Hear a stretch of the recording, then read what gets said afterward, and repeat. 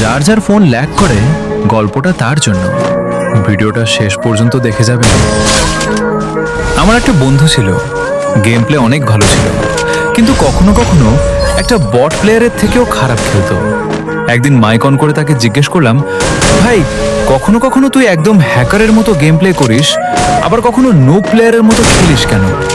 আসল ব্যাপারটা কি?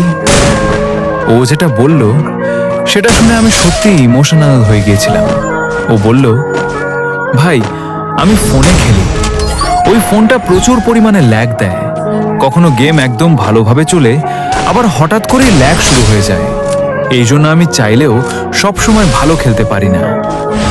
ওর কথা শুনে আমি একটা জিনিস বুঝতে পারলাম, ফ্রি ফায়ারে এমন অনেক প্লেয়ার আছে যাদের সবচেয়ে বড় শত্রু তাদের স্কিল না, তাদের লো ডিভাইস।